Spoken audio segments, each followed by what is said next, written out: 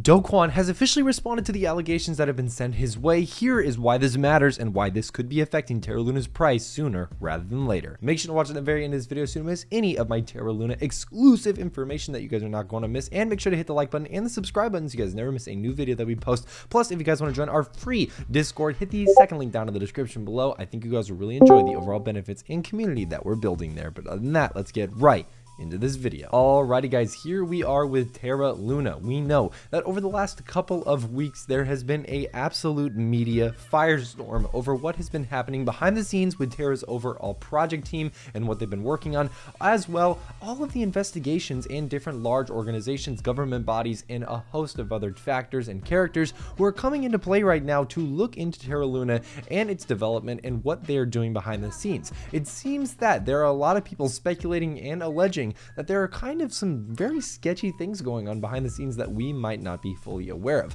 One of the most recent allegations was with Do Kwon, who is of course one of the founders and creators of Terra Luna and the ecosystem behind it, is allegedly cashing out $2.7 billion in total from Luna and UST. This is a very fresh allegation. People are alleging things like money laundering or the possibility that he was taking that as compensation and a bunch of other things. We're going to read this article and we're going to see his exact response to these allegations that was posted just a couple of hours ago, so please bear with us to the end of this video because you're not going to want to miss how this could potentially affect the price of Terra Luna and the future of where it could be headed. So let's start here.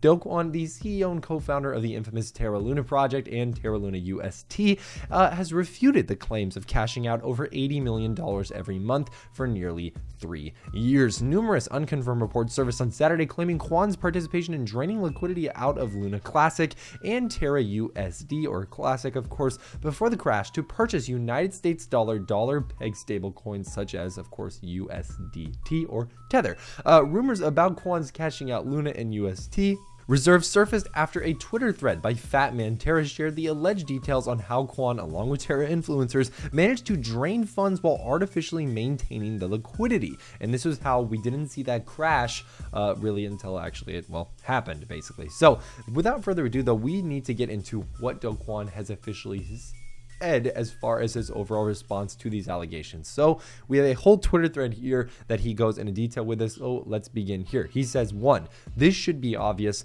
but the claim that I cashed out over $2.7 billion from anything is categorically false. 2 contradictory items or claims rather seem to exist where, number 1, Do wallets are doxed and he still owns most of his Luna through the airdrop. Number 2, Do dumped all of his tokens to make billions. A lane should ideally be picked. Number 3, to reiterate, for the last 2 years, the only thing I've earned is a nominal cash salary from TFL and deferred taking most of my founder's tokens because A, I didn't need it, and B, didn't want to cause unnecessary finger pointing of he has too much. Hope that's clear. I didn't say much because I didn't want to seem like playing the victim, but I lost most of what I had in the crash too. I've said this multiple times, but I really don't care about money much. Number 5, of course, please say things that are proven and true. If you're spreading falsehoods, that just adds to the pain of everyone who has lost. Thank you. So this is his pretty much fully vetted response at this point,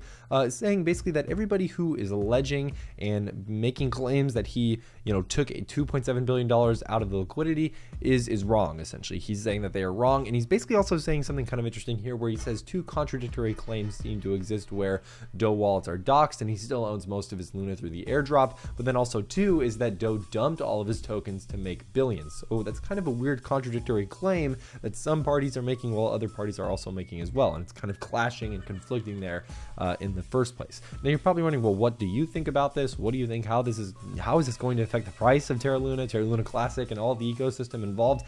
In my opinion, guys, what this basically means, and really for everything, is that this is still a he said, she said situation. We have really no way besides the doxed wallets like we mentioned, and even if we are to believe that those doxed wallets are the real wallets that Do Kwon is using, again, it becomes very difficult to kind of understand and becomes a little bit murkier.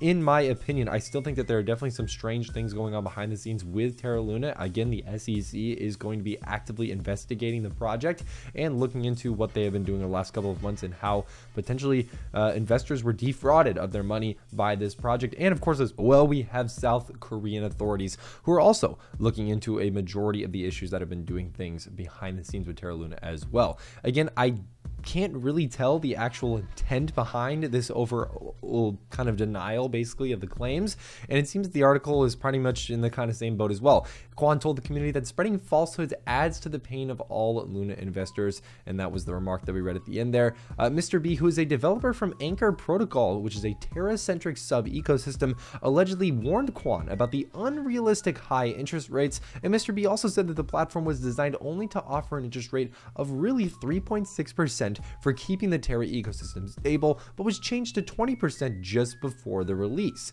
And again, more and more things like this seem to be coming out, where we have whistleblowers, different members or elements of the actual development team themselves, who are basically coming out and saying, hey, there were things that were going on behind the scenes that weren't really either ethical or weren't things that should have been done in the first place. And of course, that caused a lot of conflict, not only internally, but also, you know, with everybody, with the investors, with the crash that we ended up experiencing. There were things done with this token that, in my opinion, that were not done in the right way, and I think that it really could have made this whole situation a lot better if they just did things the right way. They didn't try to portray themselves or market themselves as something that they necessarily weren't ready for or weren't able to do. The interest rate example that I just read for you is a great example. Fatman has a ton of different posts on this as well. Do I hate Terra Luna? Do I think it's going down in price necessarily? Not exactly. What I do think, however, is that Terra Luna has a huge amount of potential as a project to grow and expand its overall reach and, of course, growth.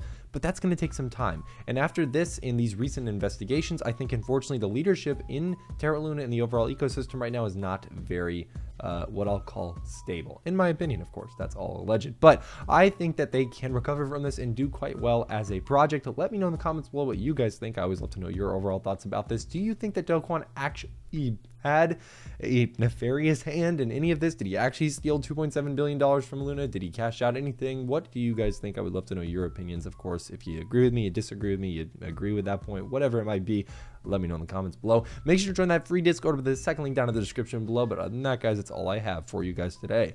I'm Kyle with Finance Bro. Take it easy.